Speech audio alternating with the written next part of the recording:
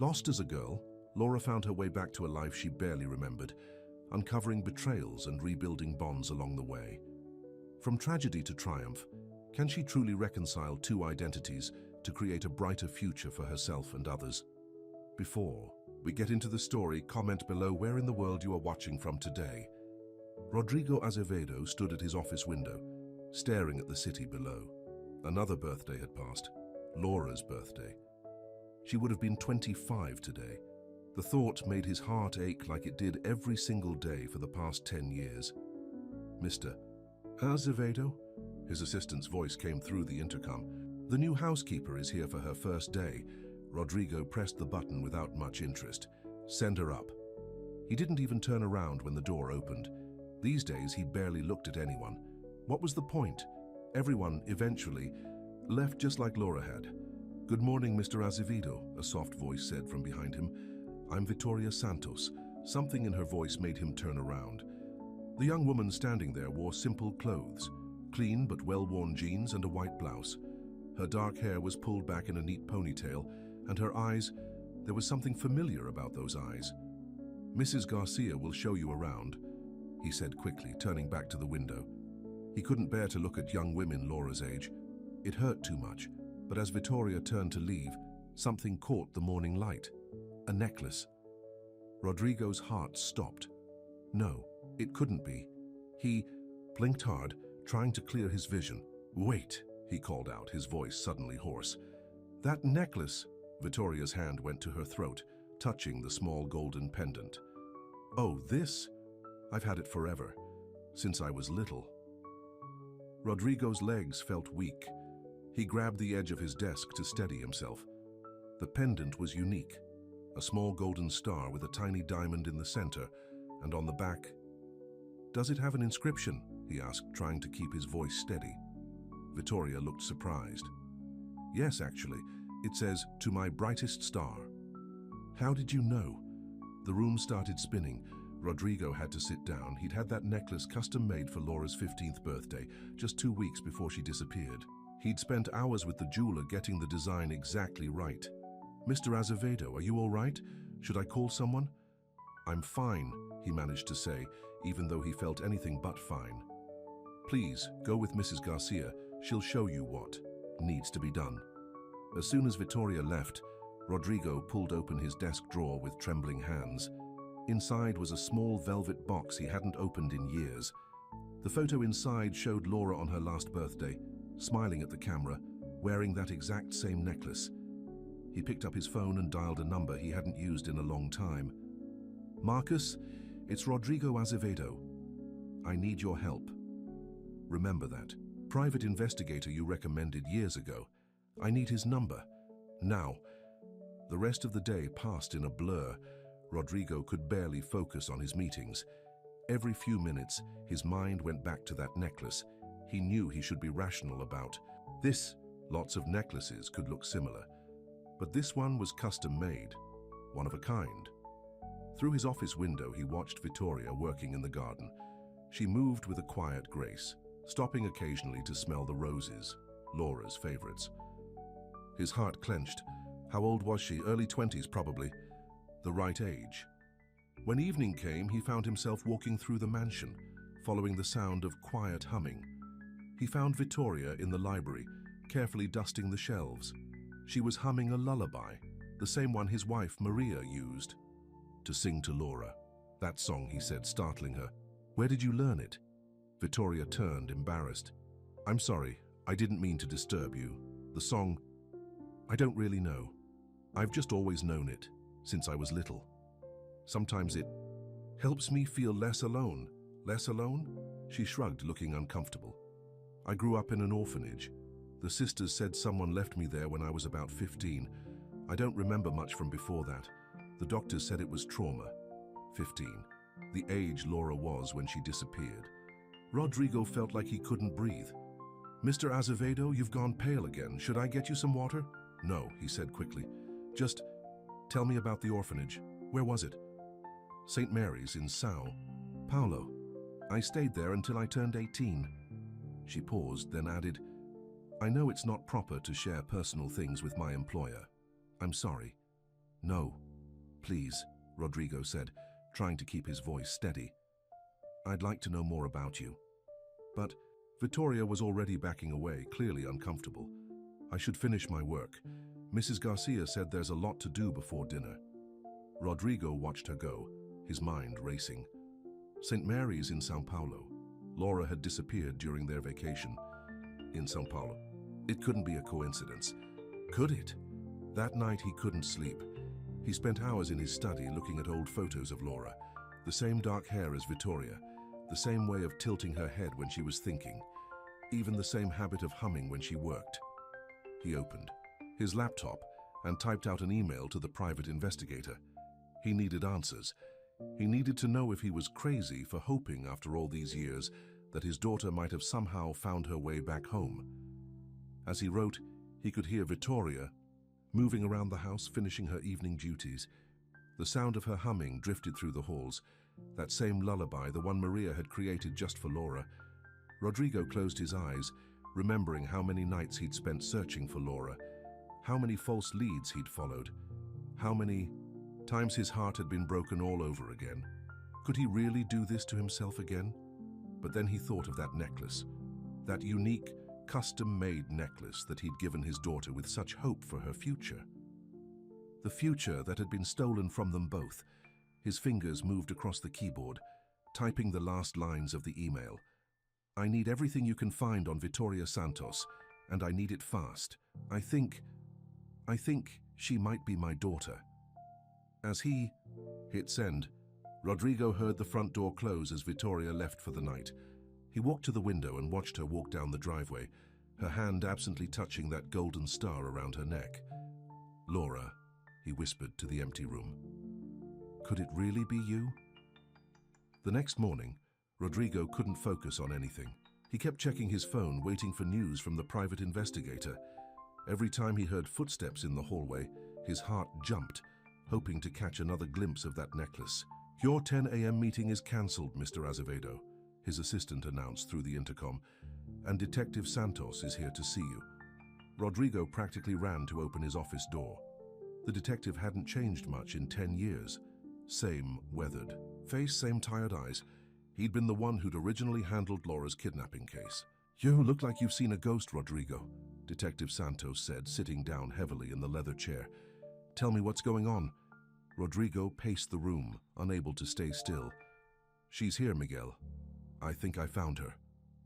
Found who? Laura, my daughter. Rodrigo stopped pacing and leaned against his desk. The new housekeeper. She has Laura's necklace, the exact same one I had made specially for her 15th birthday. Detective Santos's expression turned serious. Rodrigo, we've been down this road before. Remember the girl in Rio and the one in Bahia? They all had similar necklaces, but this is different. Rodrigo slammed his hand on the desk. This necklace has the inscription, the exact same words, and she hums Maria's lullaby, the one Maria created just for Laura. And she's the right age, Miguel. She was left at an orphanage in Sao Paulo right after Laura disappeared. The detective pulled out a small notebook. What's her name? Vittoria Santos. She grew up at St. Mary's orphanage. Rodrigo watched as Miguel wrote down the details.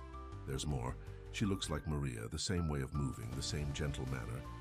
And she doesn't remember anything from before she was 15. The doctors said it was trauma. Memory loss after trauma isn't uncommon in kidnapping cases, Miguel admitted slowly. But Rodrigo, you need to be careful. Don't get your hopes up too high. And whatever you do, don't confront her about this yet. If she's Laura, and if she did experience trauma, pushing too hard too fast could be devastating. Just then there was a knock at the door. Vittoria entered with a tea tray, stopping short when she saw they had company. I'm sorry, Mr. Azevedo. Mrs. Garcia said you always have tea at this hour. Rodrigo watched as Detective Santos studied Vittoria carefully. He saw the moment Miguel's professional skepticism wavered, when Vittoria tucked a strand of hair behind her ear, just like Maria used to do. Thank you, Vittoria, Rodrigo said softly. You can leave it on the desk. As she set down the tray, her necklace caught the light again. Detective Santos leaned forward slightly, his eyes fixed on the golden star. After Vittoria left, Miguel let out a long breath. I'll start the investigation immediately. We'll need to be discreet. No official channels yet. I know someone who can run a DNA test quietly. How do we get her DNA? Leave that to me, but Rodrigo. Miguel stood up, placing a hand on his old friend's shoulder. Promise me you won't say anything to her yet. Promise me you'll wait until we're sure. Rodrigo nodded, but his heart was racing. How could he act normal around her now? How could he look at her without seeing his little girl? The next few days were torture. Rodrigo found himself making excuses to be around the house more, watching Vittoria as she worked. Every little thing she did seemed to scream Laura to him now. He noticed how she always arranged the flowers in the dining room just so, exactly the way Maria had taught Laura. How she would stop and look at the family photos on the walls, especially the ones of Maria. One afternoon, he found her in Laura's old room. She was supposed to be cleaning, but instead she was standing by the window, looking out at the garden with a strange expression on her face. "Is everything all right?" he asked, making her jump. "I'm sorry," she said quickly. This room feels familiar somehow, like déjà vu." She shook her head. "That sounds silly, doesn't it?" Rodrigo's throat tightened. "No, not silly at all. These roses outside the window," she continued, almost to herself. "I have dreams sometimes about a garden full of roses and someone singing." She stopped suddenly, embarrassed. "I'm sorry, I shouldn't be talking about personal things." "Please," Rodrigo said, his voice rough with emotion. "Don't apologize. Tell me about your dreams." Vittoria hesitated, then spoke softly. "They're always the same. I'm in a garden with white roses, and someone is singing that lullaby I was humming the other day. There's a woman with long dark hair, and she's telling me something important, but I can never remember what it is when I wake up." She laughed nervously. "The sisters at the orphanage said I used to cry out for Mama in my sleep, but I could never remember why when I woke up." Rodrigo had to turn away to hide his tears. The white rose garden had been Maria's pride and joy. She used to spend hours there with Laura, singing as they tended to the flowers together. That evening, his phone finally rang. It was Detective Santos. "We got the DNA test results," Miguel said without preamble. "Rodrigo, it's a match. She's your daughter. She's Laura."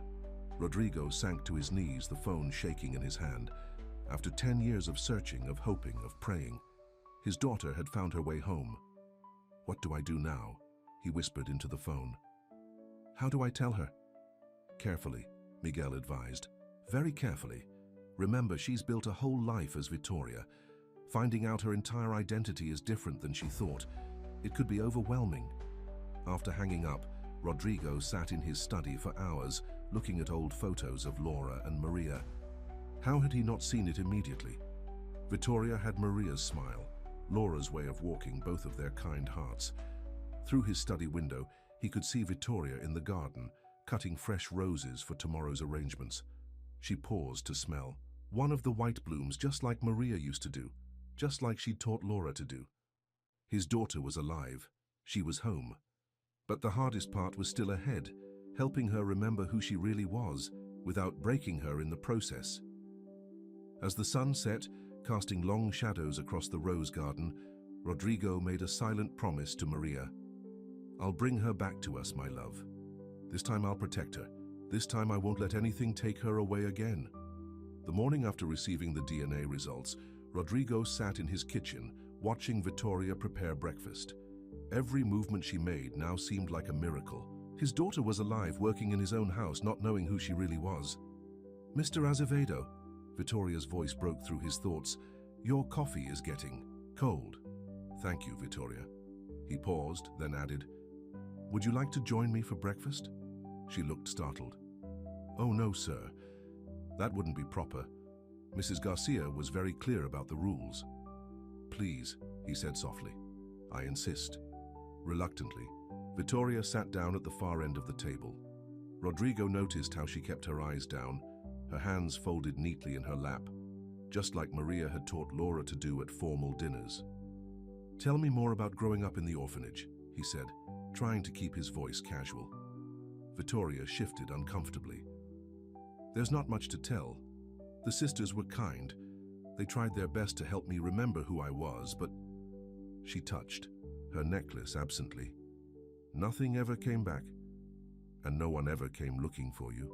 Her eyes clouded with old pain. No. The police searched, of course. They said I was found wandering in a park, confused and scared.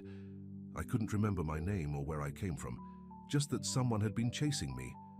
She shuddered slightly. The sisters named me Vittoria because they said surviving whatever happened to me was a victory. Rodrigo's hands clenched under the table. Someone had been chasing her. His daughter had been running for her life while he'd been searching in all the wrong places. Just then, Mrs. Garcia bustled into the kitchen. Vittoria, what are you doing sitting at the table? There's work to be done. It's fine, Mrs. Garcia, Rodrigo said firmly. I invited her to join me. The housekeeper's face pinched with disapproval, but she said nothing. Vittoria quickly stood up, her face flushed with embarrassment. Thank you for the company, Mr. Azevedo, she said quietly, hurrying out of the kitchen. Later that morning, Detective Santos arrived with a thick folder under his arm. We've been digging into the past, he said, spreading photos across Rodrigo's desk. Look at this. The photos showed a rundown house on the outskirts of São Paulo. What am I looking at? This house belonged to Carlos Mendez. Remember him? Rodrigo's blood ran cold. The security guard who disappeared right after Laura was taken. The same. He died 2 months ago and his wife finally started talking. She says Carlos was paid to help with a kidnapping. A teenage girl from a wealthy family. He was supposed to just leave a door unlocked, but something went wrong. The girl saw his face. Rodrigo leaned forward, his heart pounding. What else? Did she say? The original plan wasn't to keep Laura. They just wanted ransom money, but after she saw Carlos's face, the other kidnappers panicked. They kept her drugged in that house for weeks, trying to decide what to do with her. Drugged? Rodrigo's voice cracked. My baby. That's probably why she doesn't remember anything, Miguel continued gently. The combination of drugs and trauma. But here's the important part. Carlos's wife says Laura managed to escape one night. She ran into the park where she was eventually found, but she was so confused from the drugs that she couldn't remember who she was or where she came from. Rodrigo stood up abruptly, walking to the window. In the garden below, Vittoria was teaching one of the younger maids how to properly prune the roses. Just like Maria had once taught Laura. We need to arrest them, he said through clenched teeth. Everyone involved. We're working on it. Carlos's wife gave us names, but Rodrigo... Miguel paused. You need to focus on Laura right now, on Vittoria. She's going to need you when the truth comes out. How do I tell her, Miguel? How do I explain that I'm her father? That her whole life for the past 10 years has been built on a lie? Carefully, Miguel advised. And soon. Now that we're investigating, rumors might start spreading. She needs to hear it from you first. That afternoon, Rodrigo watched as Vittoria went about her duties. She seemed distracted, often stopping to stare out windows or touch things in the house with a puzzled expression. Finally, in the early evening, he found her in Laura's old room again. She was holding a framed photo of Laura and Maria in the E. Rose Garden. I keep coming back here, she said without turning around. I don't know why, but this room, it feels like home somehow. She put the photo down carefully. I'm sorry, Mr. Azevedo. I know I shouldn't be in here. It's all right, he said softly. This was my daughter's room. Vittoria turned to look at him. The girl in the photos? What happened to her? She was kidnapped, Rodrigo said, his voice thick with emotion. 10 years ago, she was 15. I'm so sorry, Vittoria whispered. Then she frowned slightly. 10 years ago. That would have been... Her hand went to her necklace, a gesture he now recognized as something she did when she was anxious. The same time you were found in the park, he finished quietly. Vittoria's eyes widened. She looked at the photo again, then at her reflection in the mirror. Her hand trembled as she touched her face, comparing it to the girl in the picture. No, she whispered. No, that's not. That can't be. Your necklace, Rodrigo said gently. I had it made specially for Laura's 15th birthday. To my brightest star. Those were the words Maria, her mother, always used for her. Vittoria backed away, shaking her head. "This is crazy. You're crazy. I'm not. I can't be." "We did a DNA test," he said, taking a step toward her. "You're my daughter, Vittoria. You're Laura." The color drained from her face. The photograph slipped from her hands, the glass shattering on the floor. Before Rodrigo could reach her, she turned and ran from the room.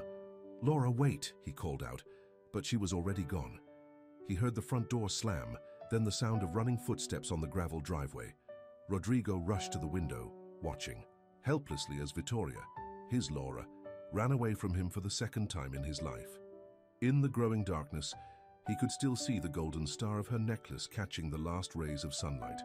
His daughter was alive, but now he had to find a way to help her accept a truth that would change everything she thought she knew about herself. Outside, storm clouds were gathering, matching the turmoil of emotions that threatened to overwhelm them both. The roses in the garden swayed in the rising wind, their petals scattering like the pieces of their shattered past. Thunder crashed overhead as Rodrigo drove through the darkening streets of São Paulo. His hands gripped the steering wheel so tight his knuckles were white. Where would she go? Where would Laura, Vittoria, run to when her whole world had just been turned upside down? His phone rang. It was Detective Santos. "Any sign of her?" Rodrigo asked without saying hello. "Not yet. But I've got officers checking the orphanage and her apartment. Rodrigo, there's something else you need to know. One of the kidnappers just confessed. He's willing to tell us everything." "I don't care about them right now. I need to find my daughter." "Listen to me," Miguel's voice was urgent. "He says there was someone else involved. Someone close to you, someone who helped plan the whole thing." Rodrigo pulled the car over, his mind racing. "What are you talking about?" "Your brother, Ricardo. He was behind it all." The world seemed to stop. Ricardo, his own brother, the same brother who had helped him search for Laura, who had cried with him at Maria's funeral. "That's impossible," Rodrigo whispered. "He needed money for gambling debts. He knew you'd pay any amount to get Laura back. But when she escaped before they could demand the ransom..." Miguel's voice trailed off. A flash of lightning illuminated the street, and Rodrigo's heart stopped. There, huddled in a bus stop shelter, was Vittoria. She was soaked through, her arms wrapped around herself as she shook with sobs. "I found her," he said quickly into the phone. "I'll call you back." He got out of the car slowly, not wanting to frighten her away again. The rain was coming down in sheets now, but he barely noticed as he approached the bus shelter. "Go away," Vittoria said without looking up. "Please, just go away." "I can't do that," Rodrigo said softly. "Not again, not when I've just found you." "I'm not her," Vittoria's voice broke. "I can't be her. I'm nobody, just an orphan who cleans houses for a living. I'm not. I can't be." "Look at me," Rodrigo pleaded. "Look at your face in the car window. You look just like your mother, Laura. You have her eyes, her smile.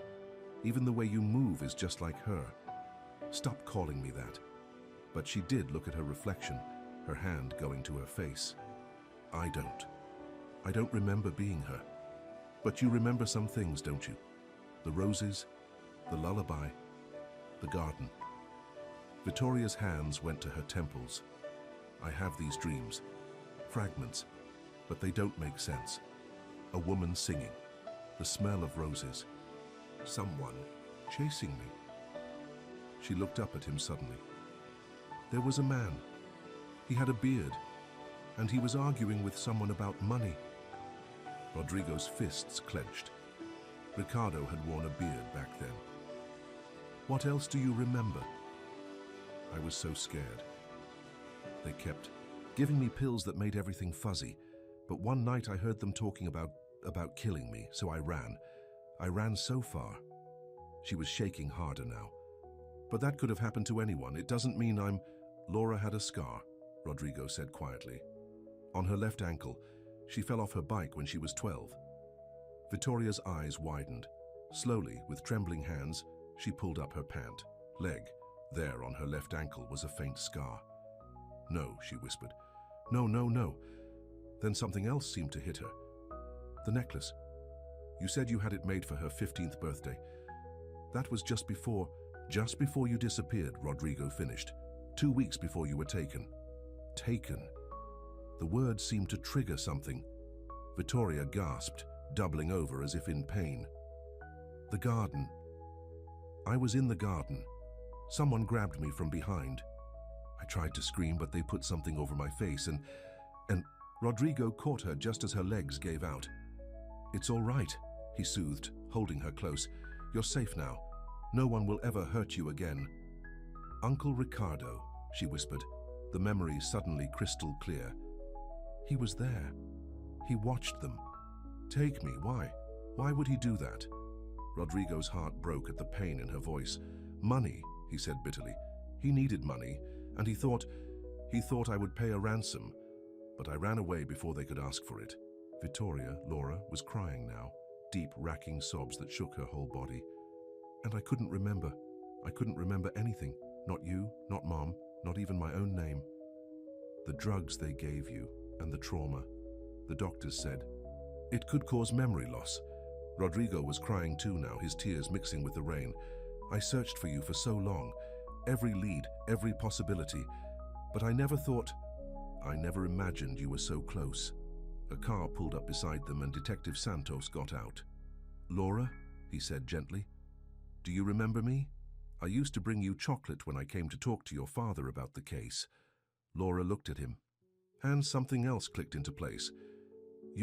You taught me how to play chess." Miguel smiled through his tears. "That's right. You were always better at it than me." Suddenly, Laura clutched her head again. "Mom," she gasped. She's gone, isn't she? I remember being at the hospital, but I thought it was just a dream." Rodrigo held her tighter. "Yes, mi amor, she never gave up hope of finding you. Even when she was very sick, she kept saying you would come home." "Take me there," Laura said suddenly. "Take me to her grave. Please, I need to... Of course," Rodrigo helped her to her feet. "Anything you want." As they drove through the rainy night, Laura sat in the back seat, still clutching the necklace. Every few minutes, another memory would surface, making her gasp or cry out softly. "The roses," she said suddenly. "Mom always said white roses meant new beginnings." Rodrigo looked at her in the rearview mirror, his heart so full it felt like it might burst. "Yes, she did. She planted those roses the day you were born." When they reached the cemetery, the rain had slowed to a gentle drizzle. Laura stood before Maria's grave, her fingers tracing the letters of her mother's name. "I remember now," she whispered. "I remember her last words to me that morning. She said, 'Never forget that you're my brightest star.'" Her hand went to the necklace again. "That's why you had this made?" "Yes," Rodrigo said softly. "To remind you that you would always be our brightest star, no matter what." Laura turned and buried her face in her father's chest, sobbing. "Daddy," she said for the first time in 10 years, "I want to come home." As father and daughter held each other in front of Maria's grave, Detective Santos quietly called in the order to arrest Ricardo Azevedo. The long nightmare was finally ending, and a new day was about to begin. The morning sun streamed through the windows of Laura's old bedroom, now occupied once again by its rightful owner. Laura sat on the edge of her bed, looking around at the room that had been frozen in time for 10 years. Everything was exactly as she had left it. The stuffed animals on the shelf, the photos on the walls, even her old diary still sitting on the desk. "Good morning," Rodrigo said softly from the doorway. "Did you sleep at all?" Laura shook her head. "Every time I close my eyes, I remember something new. It's like watching pieces of a movie I forgot I'd seen." Rodrigo sat down beside her. "Detective Santos called. They've arrested Ricardo. He's confessing to everything." Laura's hands began to shake. "I still can't believe Uncle Ricardo would do that to me, to us." She picked up a framed photo from her bedside table, a family picture from her 14th birthday. Ricardo was standing right behind her, his hands on her shoulders, smiling at the camera. "He was there when I was born. He used to bring me presents every Sunday. The gambling changed him," Rodrigo said quietly. "He lost everything, his house, his savings, even his wife left him. But I never imagined he would." His voice broke. Knock at the door interrupted them. Mrs. Garcia stood there, tears in her eyes. "Miss Laura," she said, her voice trembling, "I made your favorite breakfast. Chocolate chip pancakes with strawberries, just like your mother used to make them." Laura smiled through her tears. "I remember, Mrs. Garcia. You used to sneak me extra chocolate chips when Mom wasn't looking." The old housekeeper burst into tears and hurried forward to hug Laura. "All these years, you were right here under our roof and I didn't recognize you. Can you ever forgive me?" "There's nothing to forgive," Laura said, hugging her back. "I didn't even recognize myself." Later that morning, Detective Santos arrived with more news. "Ricardo's talking," he said, as they sat in Rodrigo's study. "He says he was desperate. He owed money to some very dangerous people. They threatened to kill him if he didn't pay. So he decided to kidnap his own niece instead." Rodrigo's voice was filled with rage. "The plan was to keep Laura drugged for a few days, demand the ransom, and then find her somewhere safe. But when she managed to escape," Miguel shook his head, "the kidnappers panicked. They thought she might remember their faces, so they wanted to eliminate the risk." Laura, who had been quiet until now, spoke up. "I remember the night. I escaped. One of them, the man with the scar on his face, he was arguing with Uncle Ricardo on the phone. He said they needed to take care of the problem permanently. I knew they were going to kill me." Rodrigo moved to hold her hand, but she stood up suddenly.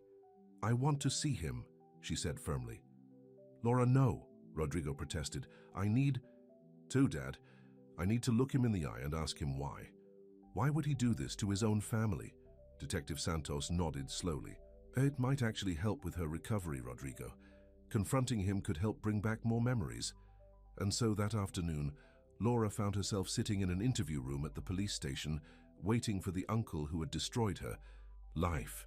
When Ricardo was brought in, she barely recognized him. The once proud man was now shabby and grey, his shoulders hunched with the weight of his guilt. "Laura," he whispered, his eyes filling with tears. "My God, it really is you." "Why?" The word came out as a sob. "Why did you do it, Uncle Ricardo?" "I was desperate," he said, his voice breaking. "The gambling, it took everything. I thought Rodrigo had so much money he wouldn't even miss the ransom amount. You were never supposed to get hurt. You were just supposed to be gone for a few days. I was 15. Laura's voice rose. "I was your niece. You watched me grow up. How could you—" "The drugs weren't supposed to be so strong," Ricardo continued, tears streaming down his face. "When you escaped, when you disappeared, I thought you were dead. I thought I had killed my own niece." "You killed something," Laura said quietly. "You killed the girl I was supposed to be, the life I was supposed to have. I missed Mom's last years because of you. I missed saying goodbye to her." Ricardo broke down completely. "Maria, she never gave up looking for you. Even when she was dying, she made me promise to keep searching. And I did search, Laura, every lead, every possibility. I think part of me hoped we'd never find you, that my secret would stay buried forever." "Did you know?" Laura asked, suddenly. "All these months I was working in the house, and did you know it was me?" Ricardo shook his head. "I hadn't seen you in so long, and the drugs, they changed your memories, your personality. But when Rodrigo called me last week, telling me about the necklace, I knew it was you, and I knew my time was up." Outside the interview room, Rodrigo watched through the one-way glass, his heart breaking all over again. Detective Santos stood beside him. "We've arrested the other kidnappers," Miguel said quietly. "The man with the scar, Carlos's wife, they're all in custody. They'll be going away for a very long time. And Ricardo, with his confession and their testimony, he's looking at 20 years minimum." Laura emerged from the interview room, her face tear-stained, but her head held high. "He wanted me to forgive him," she said to her father. "He said he's sorry." Rodrigo pulled her into his arms. "You don't have to forgive him, mi amor. Not now, not ever." "I know," she whispered. "But I think Mom would want me to try. Not today, not tomorrow, but someday." As they drove home, Laura was quiet, lost in thought. The sun was setting over the city, painting the sky in shades of pink and gold. "Dad," she said suddenly, "can we stop by the flower shop? I want to get some white roses for Mom's grave." Rodrigo smiled through his tears. "Of course, mi amor, your mother was right, you know. White roses really do mean new beginnings." At home, Mrs. Garcia had prepared Laura's old room, removing the dust covers from the furniture and airing out the curtains. As Laura got ready for bed that night, she found her old diary in the desk drawer. Opening it, she began to write, "Dear Mom, today I remembered who I am. I'm your brightest star and I'm finally home." The news spread through São Paulo's high society like wildfire. Laura Azevedo, the long-lost daughter of billionaire Rodrigo, Azevedo, had been found. Reporters camped outside the mansion gates, desperate for a glimpse of the girl who had been missing for 10 years, only to return as her father's housekeeper. "Miss Laura, there are more reporters at the gate," Mrs. Garcia announced, peeking through the curtains. "And your father called. He's on his way home from the office early today." Laura nodded, barely hearing her. She was staring at her reflection in the mirror, trying to reconcile the two people she now knew herself to be. Laura Azevedo, the privileged daughter of one of Brazil's wealthiest men, and Vitória Santos, the humble housekeeper who had worked so hard for everything she had. The doorbell rang, and Mrs. Garcia hurried to answer it. A moment later, she returned with Sister Maria Teresa from St. Mary's orphanage. "Vitória," the elderly nun exclaimed, then caught herself. "I mean, Laura, I came as soon as I heard the news." Laura ran to embrace the woman who had been like a mother to her for so many years. "Sister Maria Teresa, I'm so glad you're here." "My child," the nun said, holding her tight. "All these years we prayed for you to find your family, and here you were working in your own father's house." They sat in the garden, among the white roses that held so many memories for Laura. Sister Maria Teresa pulled out a worn photo album. "I brought this for you," she said softly. "Your years at the orphanage, they're part of who you are too." Laura opened the album with trembling hands. There she was, Vitória, helping in the orphanage kitchen, teaching the younger children to read, graduating from high school. Her life as Vitória hadn't been a lie. It had been real, filled with its own kind of love and purpose. "I don't know how to be both people," Laura confessed. "Everyone expects me to just slip back into being Laura Azevedo, but I'm not that girl anymore. And I can't just forget being Vitória either." "You don't have to choose," Sister Maria Teresa said wisely. "Both of these young women are part of you. The strength you learned as Vitória, the compassion you developed, these are gifts you can bring to your life as Laura." Just then, Rodrigo arrived home. He paused in the garden doorway, watching his daughter with the nun who had helped raise her during those lost years. "Mr. Azevedo," Sister Maria Teresa stood to greet him. "I hope you don't mind my visiting." "Please," Rodrigo said warmly. "Call me Rodrigo, and you're always welcome here. You cared for my daughter when I couldn't. I can never repay that debt." "She was a blessing to us," the nun said. "Did you know she started a reading program for the younger children? Even when she couldn't remember her own past, she wanted to help others build their future." Laura blushed. "It wasn't much. It was everything to those children," Sister Maria Teresa insisted. "Just like the scholarship program you started for the orphanage, Mr. Azevedo. Though I suppose now we know why you felt such a connection to our home." Rodrigo sat down beside his daughter. "I never gave up hope of finding you, mi amor. Every orphanage I visited, every young girl I saw, I kept looking for your smile, your eyes." "Dad," Laura said suddenly, "I've been thinking I want to keep working." "Working?" Rodrigo looked surprised. "But you don't need to." "Not as a housekeeper," Laura explained. "But at the orphanage, they need help with administration, fundraising. I could use my experience as Vitória and the connections I have as Laura to really make a difference." Sister Maria Teresa beamed. "We would be honored to have you." "Are you sure this is what you want?" Rodrigo asked carefully. "The press will follow you everywhere. Your life as Vitória is part of who I am," Laura finished firmly. "Mom always said our greatest blessings often come disguised as our greatest challenges. Maybe everything that happened, as terrible as it was, gave me a perspective I wouldn't have had otherwise." Later that evening, after Sister Maria Teresa had left, Laura found herself in her mother's old study. The room still smelled faintly of Maria's favorite perfume, lavender and vanilla.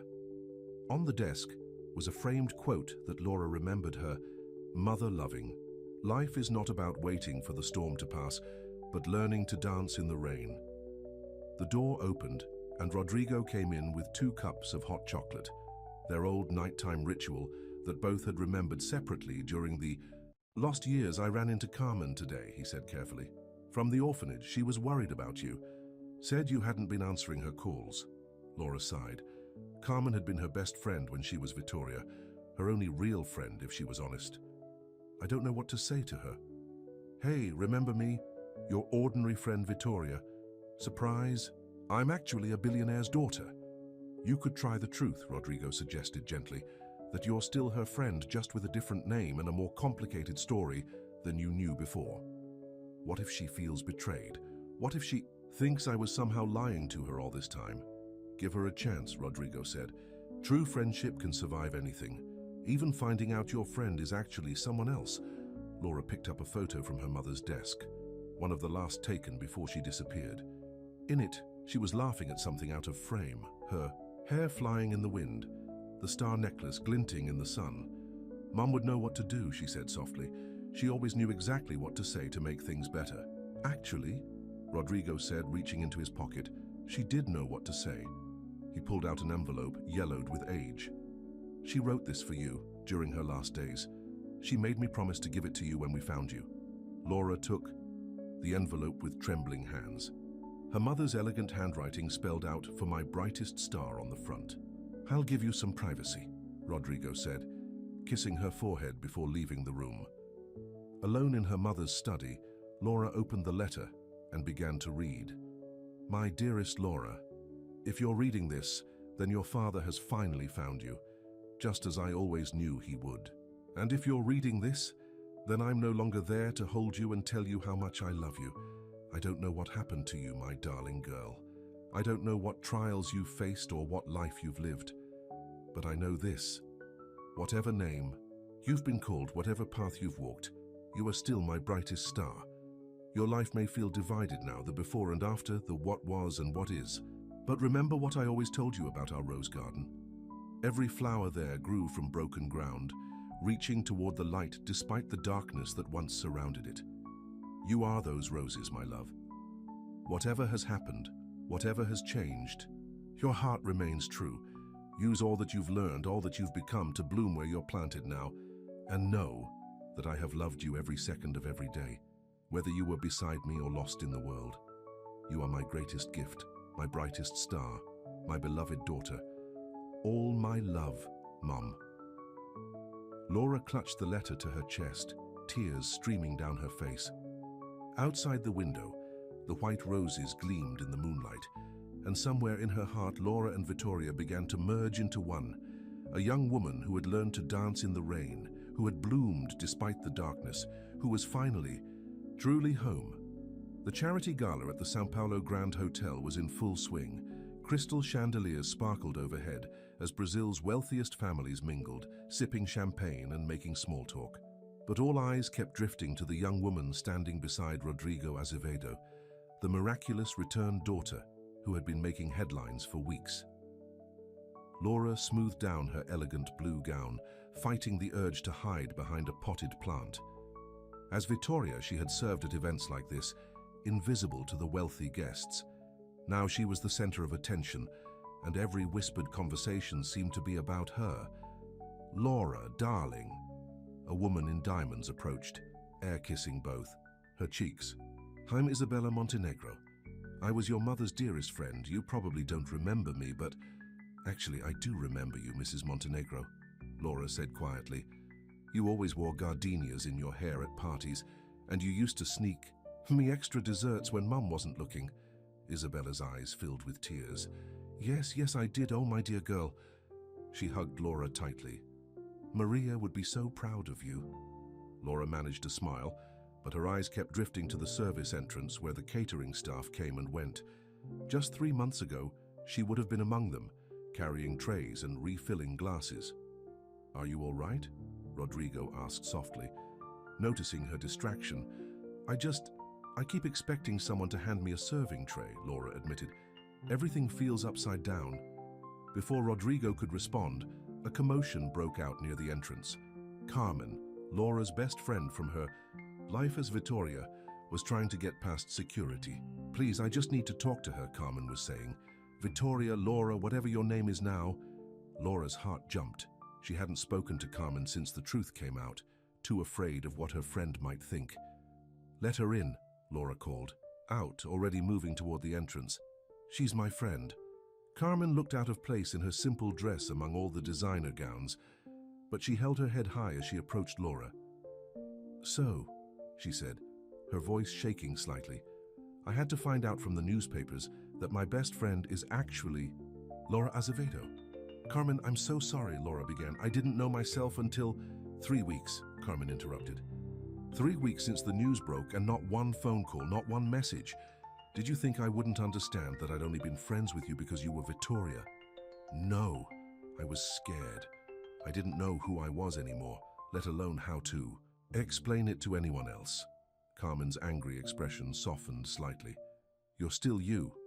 Rich or poor, Laura or Vittoria, you're still the person who held my hand when my mother died, who helped me study for my nursing exams, who always believed in me even when I didn't believe in myself. Tears spilled down Laura's cheeks. I missed you so much. The two friends hugged tightly, oblivious to the curious stares of the gala attendees.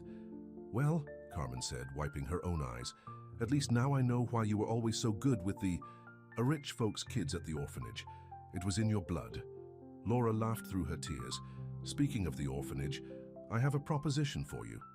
She led Carmen to a quiet corner and explained her plan to create a medical clinic at St. Mary's, staffed by volunteer doctors and nurses. The children need proper medical care, Laura said passionately. And with your nursing degree, you want me to run it? Carmen's eyes widened. Who better? You know the children, you know their needs, and you're the most caring person I know. But I'm just a regular nurse. These people, Carmen gestured at the wealthy crowd, they'll never take me seriously. They will, Laura said firmly, because I'll make them. Being Laura Azevedo has to be good for something, right? Later that evening, Laura stood at the podium, preparing to address the crowd. Her father squeezed her hand encouragingly. Ladies and gentlemen, she began, her voice shaking slightly. Many of you knew me as Laura Azevedo, the little girl who disappeared 10 years ago. Others knew me as Vittoria Santos, the orphan, who worked as a housekeeper. Today, I stand before you as both of those people, and I'm asking for your help. The room fell silent as Laura spoke about her experiences at St. Mary's Orphanage, both as a resident and later as a worker. She talked about the children who needed medical care, about the dreams that could be nurtured with proper support. My mother always said that true wealth isn't measured by what we have, but by what we give, she concluded. Tonight, I'm asking you to help me give these children the chances they deserve. The response was overwhelming. Checkbooks appeared, pledges were made, and by the end of the night, the clinic was fully funded. But it was the moment afterward that touched Laura's heart the most. She found Carmen in the garden, sitting on a bench and looking overwhelmed. I can't believe this is really happening, Carmen said. A real clinic, with proper equipment. Do you know how many children we can help? We always talked about making a difference, Laura said, sitting beside her friend. Remember those late-night conversations in the orphanage kitchen? Now we actually can. You could have forgotten about all of us, Carmen said quietly. You're Laura Azevedo now. You could have just slipped back into this world of wealth and privilege. I am Laura Azevedo, Laura agreed. But I'm also still Vittoria Santos, and both of them want to help. Inside the ballroom, Rodrigo watched his daughter through the window, a proud smile on his face. Isabella Montenegro appeared beside him. She's so like Maria, Isabella said softly. The same passion for helping others, the same gentle strength. She's better than both of us, Rodrigo replied. She understands both worlds now, the having and the having not. And she's determined to build bridges between them. The next morning, Laura arrived early at St. Mary's. Sister Maria Teresa was already up, tending to the roses in the small garden. The children are so excited about the clinic, the nun said, smiling. Little Anna keeps asking if she can be a nurse like Miss Carmen. Laura touched one of the white roses gently. Mom always said every ending is just a new beginning in disguise. I think losing my memory, becoming Vittoria, maybe it wasn't just a tragedy. Maybe it was also a gift. A gift? It taught me to see with different eyes, to understand that privilege comes with responsibility, to know that the biggest miracles often come disguised as ordinary moments. Sister, Maria Teresa hugged her. Your mother was right.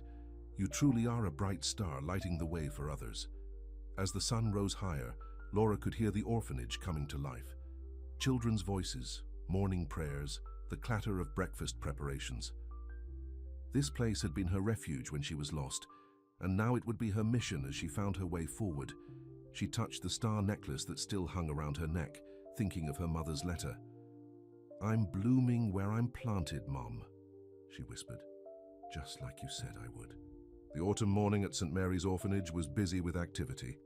Construction workers moved in and out of the new clinic building, while Carmen directed the delivery of medical equipment. Laura stood in the courtyard, checking items off a clipboard, when Mrs. Garcia came hurrying toward her. Miss Laura, you need to come home right away. It's about your Uncle Ricardo. Laura's heart stopped. What about him? Did something happen? He's had a heart attack in prison, Mrs. Garcia said softly. The doctors, they don't think he has much time left. He's asking to see you. The clipboard slipped from Laura's hands. Uncle Ricardo, the man who had stolen her life, who had betrayed her family, the man who used to carry her on his shoulders and teach her to ride a bike. I'll drive you, Carmen offered, already pulling out her car keys. During the drive to the prison hospital, Laura's mind raced with memories, both the good ones from before and the terrible ones that still sometimes woke her screaming in the night. Rodrigo was waiting outside the hospital room. You don't have to do this, he said, hugging her tight. After what he did, I need to, Laura said quietly. For Mom, she always said forgiveness was for our own hearts, not for others. Ricardo looked small in the hospital bed, nothing like the strong uncle she remembered, or the desperate man who had arranged her kidnapping. His skin was grey and monitors beeped steadily beside him. Laura, he whispered when he saw her. You came. Yes, Uncle Ricardo, I came. I don't deserve it, he said, tears sliding down his sunken cheeks. What I did to you, to our family. No, you don't deserve it, Laura agreed, sitting in the chair beside his bed. But I'm here anyway. Ricardo's hand trembled as he reached for something on his bedside table. I kept this all these years. It was an old photograph, creased and worn. Laura recognized it, her 5th birthday party. She was sitting on Ricardo's shoulders, both of them laughing as she tried to catch bubbles in the garden. I used to look at this every day, Ricardo said, his voice weak, wondering how I could have destroyed something so precious. Your father, he was more than a brother to me. He was my best friend. And Maria, she trusted me to protect you. Laura felt tears sliding down her own cheeks. Why? Uncle Ricardo? I need to understand why. The gambling, it was like a disease. I lost everything, and the people I owed money to, they threatened to kill me. I convinced myself that Rodrigo had so much money, he wouldn't miss the ransom, that you would be scared but safe and everything would work out. He closed his eyes in pain. I never meant for them to hurt you. When you disappeared, when we couldn't find you, I wanted to die. But you kept searching with Dad, Laura said. All those years, give it every lead, every possibility. Part of me hoped we'd never find you, that my guilt could stay buried.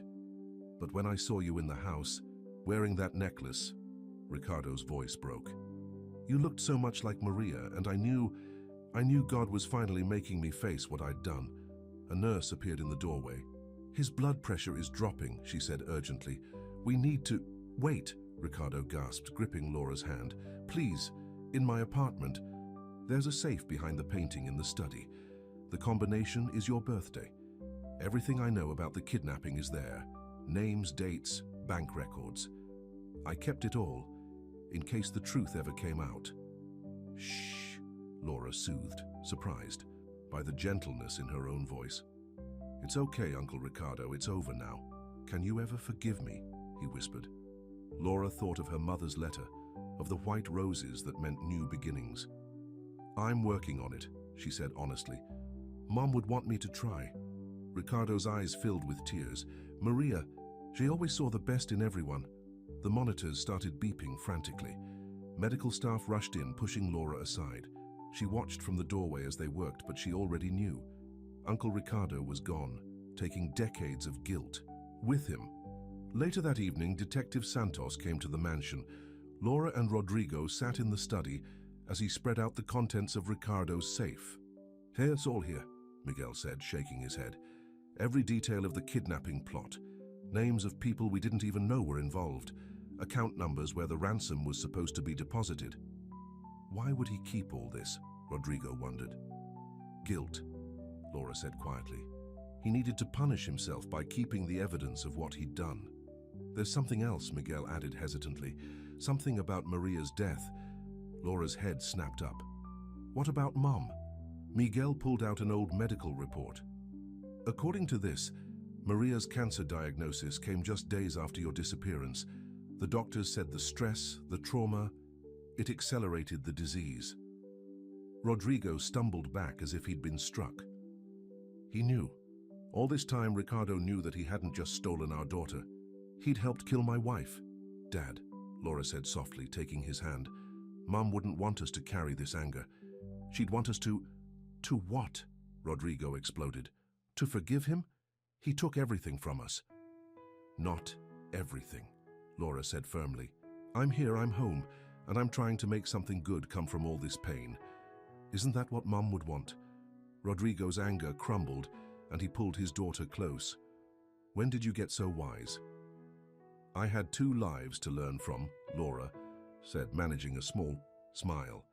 "And a mother who taught me that love is stronger than hate, even when I couldn't remember her."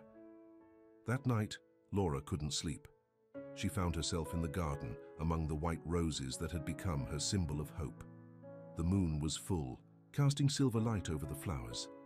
"I did it, Mum," she whispered to the night air. "I found my way home. I'm learning to forgive. I'm trying to make you proud." A warm breeze stirred the roses, carrying the faint scent of lavender, her mother's favorite perfume. And somewhere in Laura's heart, another piece of healing fell into place. Inside the house, Rodrigo watched his daughter from the window, remembering Maria's words from so long ago. "Our brightest star will always find her way home." She had been right, as she so often was.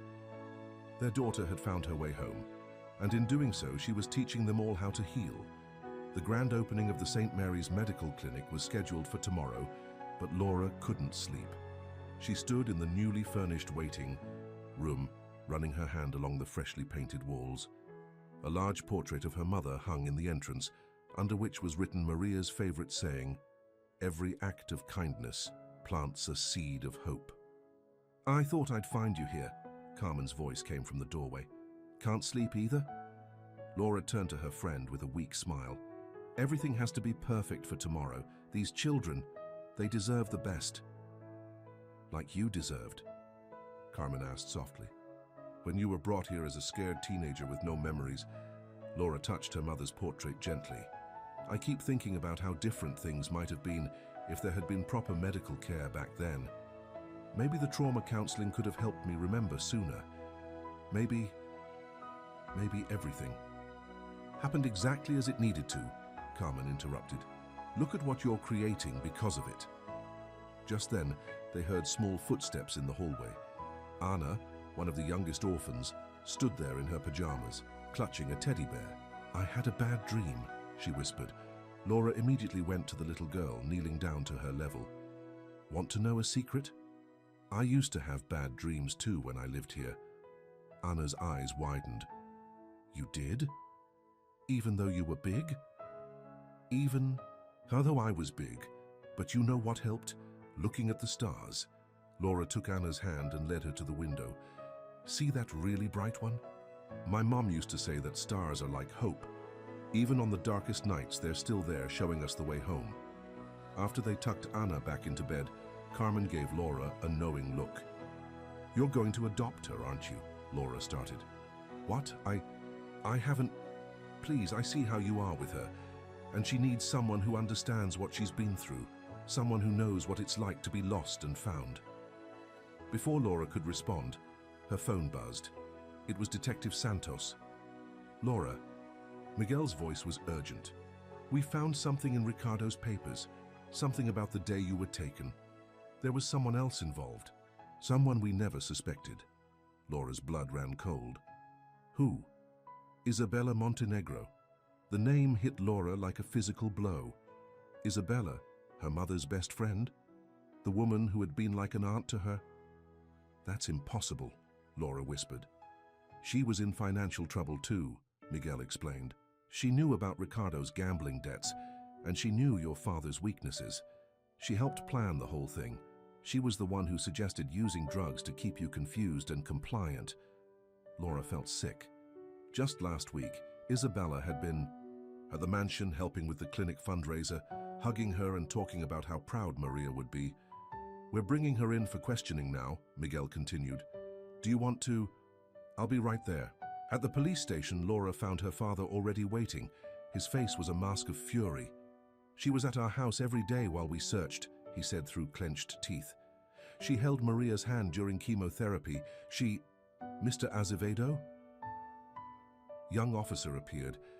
Mrs. Montenegro is asking to speak with Laura, alone. Laura took a deep breath, squared her shoulders, and walked into the interrogation room. Isabella sat there, still elegant in her designer clothes, but her face was streaked with tears. Why? Laura asked simply. Oh, my darling girl, Isabella's voice broke. I never meant... You weren't supposed to be hurt. But I was desperate, the gambling, the debts. Ricardo and I, we thought we had found a way out. Your father would have paid anything to get you back. You were Mom's best friend. Maria, Isabella covered her face. She never suspected. Even when she was dying, she made me promise to help look after you if you were ever found. I've carried that guilt every day since. The clinic fundraiser, Laura said suddenly. All those donations you helped arrange. Was that guilt too? Isabella looked up, her eyes full of tears. It was trying to make amends. When I saw you at the gala talking about helping those children, you sounded just like Maria. And I thought maybe I could do one good thing to balance out the terrible thing I had done. Laura stood up. The money you helped raise will help hundreds of children, but it doesn't erase what you did. Nothing ever will. As she turned to leave, Isabella called out, Laura, can you ever forgive me? Laura paused at the door. Mom would want me to try, but not today. The next morning dawned bright and clear, perfect weather for the clinic's grand opening. Laura stood at the podium facing the crowd of donors, reporters, and orphanage children. 10 years ago, I was brought to St. Mary's Orphanage as a lost and frightened girl with no memories, she began. The sisters here gave me shelter, love, and a chance at a new life. Today, we're ensuring that future children who come here will also receive the medical care and counseling they need to heal, both body and soul. She paused, looking at her father in the front row, then at Carmen, who stood proudly in her nurse's uniform. My mother always said that no experience is wasted if we learn from it.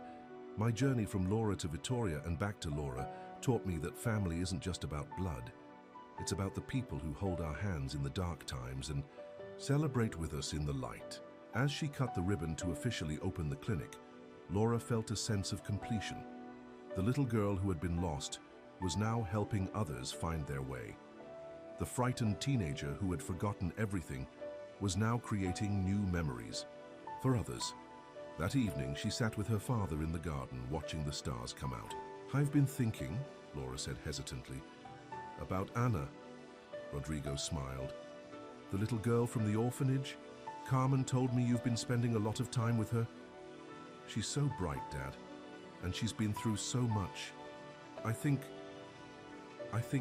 I want to adopt her. Rodrigo's eyes filled with tears. Your mother would love that. Her daughter giving another lost little girl a home. Laura touched her star necklace, thinking of all the twists and turns that had led to this moment. Everything really does come full circle, doesn't it? It does, mi amor, it does. Above them, the stars twinkled brightly, just as they had on that long-ago night when a frightened girl had found her way to St. Mary's, not knowing she was beginning. A journey that would eventually lead her home. 1 year had passed since the clinic's opening. The garden at the Azevedo mansion was once again filled with white roses in full bloom, but this time they were arranged in an aisle leading to a flower-covered arch. Chairs were set up in neat rows, and excited chatter filled the air as guests arrived for a very special occasion. Laura stood in her old bedroom, now transformed into a bridal suite. She wasn't the bride today. That honor belonged to Carmen, who was marrying Dr. Pedro Santos, one of the volunteer doctors from the clinic. But as maid of honor, Laura had insisted the wedding be held here, in the garden where so many chapters of their story had unfolded. "Miss Laura," a small voice called from the doorway. "Can you help me with my flower girl dress?" Laura turned to see Anna, now officially her daughter, standing there in a puffy white dress. The adoption had been finalized 3 months ago, and the 7-year-old had brought new life and laughter to the mansion. "Of course, my star," Laura said, using the nickname that had once been her own. She knelt down to adjust Anna's sash, her heart full of love for this child who had helped heal her own childhood wounds. "Is Grandpa coming to get us soon?" Anna asked, fidgeting with her basket of rose petals. "Right now, actually." Rodrigo's voice came from the doorway. He paused, taking in the sight of his daughter and granddaughter together. Maria would love this moment so much. Laura touched her star necklace, a gesture that had become one of comfort rather than anxiety. "She's here with us, Dad. I can feel it." The wedding was beautiful in its simplicity. Carmen, radiant in a modest white dress, walked down the rose-lined aisle while Pedro waited under the arch with tears in his eyes. Anna scattered white rose petals with serious concentration, making sure each step was perfectly placed. During the ceremony, Laura's eyes swept over the gathered crowd. The children from St. Mary's orphanage sat in the front rows, all dressed in their Sunday best. Sister Maria Teresa dabbed at her eyes with a handkerchief. Detective Miguel Santos, Pedro's uncle, beamed proudly beside his wife. Isabella Montenegro's seat was notably empty. She was serving her sentence along with the other conspirators, but the clinic she had helped fund was thriving, already having helped hundreds of children. Lovem, the priest was saying, is not just about the happy moments. It's about finding someone who will stand beside you in the storms, who will help you rebuild after the rain. Laura squeezed her father's hand, thinking of all the storms they had weathered together. He had never stopped searching for her, never stopped hoping, even when hope seemed foolish. At the reception, held in the same ballroom where Laura had first announced her plans for the clinic, Carmen and Pedro had their first dance. Laura watched from the side, remembering how Carmen had stood by her through every revelation and change. "They look so happy," Anna said, leaning against Laura's side. "They do, don't they, just like in your favorite fairy tales?" Anna looked up at her mother, still sometimes amazed that she could use that word. "Did you ever find out what happened to the bad people? The ones who hurt you?" Laura knelt down to her daughter's level. "Yes, sweetheart. They're all in a place where they can't hurt anyone anymore. And you know what? Something good came from all that bad." "What?" "It helped me understand how important it is to have people who love you, who help you when you're lost. Just like the sisters helped me, and just like I want to help you." Anna threw her arms around Laura's neck. "I'm glad you found me, Mama. Me too, my little star, me too." Later that evening, after the guests had gone and Anna was asleep upstairs, Laura found herself back in the garden. The fairy lights still twinkled in the trees, and the white roses glowed softly in the moonlight. Rodrigo joined her, carrying 2 cups of hot chocolate, their nightly ritual that had survived through all the changes. "Carmen asked me something interesting today," he said, handing her a cup. "She wanted to know if I ever regretted hiring Victoria Santos as my housekeeper." Laura smiled. "And what did you tell her?" "I told her that when God wants to give us a miracle, he sometimes wraps it in a mystery. I hired a housekeeper and got back my daughter. You became an orphan and found your way home. And now we've given Anna a home," Laura added softly. "Life has a way of coming full circle," Rodrigo agreed. "Your mother used to say that love is like those stars up there. Even when we can't see them, they're still guiding us home." They sat in comfortable silence, watching the stars twinkle overhead. The same stars that had witnessed Laura's kidnapping, her years as Vittoria, her return home, and now this new chapter of her life. The next morning, Laura and Anna visited Maria's grave, bringing fresh white roses from the garden. Anna carefully arranged them while Laura traced her fingers over her mother's name. "Your Grandma Maria was very special," Laura told Anna. "She taught me that every ending can be a new beginning if we're brave enough to turn the page. Like my story?" Anna asked. "My sad beginning got a happy ending when you found me." Laura hugged her daughter close. "Exactly like that, my little star." As they walked back to the car, Anna skipping ahead and singing to herself, Laura paused to look back. At the grave, the morning sun caught her necklace, making the star pendant sparkle. "I did it, Mom," she whispered. "I found my way home. I forgave the unforgivable, and I'm helping others find their way too.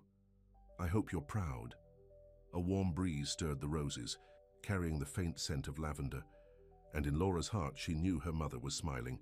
Back at the mansion, Laura found her father in Maria's old study, looking at family photos. But now there were new photos too. Laura and Anna at the adoption ceremony, Carmen and Pedro's wedding, the clinic's opening day. "You know what I've been thinking," Rodrigo said as Laura joined him. "We should expand the clinic program, open more facilities at other orphanages." Laura smiled. "I was thinking the same thing. Those children, they all deserve a chance to find their way home, whatever that means for them. Just like you did. Just like we all did," Laura corrected. "You found your way back to being a father. I found my way back to being Laura while keeping the best parts of Vittoria, and now we're helping Anna find her way to being part of a family." Outside, the white roses bloomed in the morning sun, their petals catching the light like dozens of tiny stars. Above the garden, a pair of butterflies danced in the breeze, free, beautiful, and finally, undeniably, home.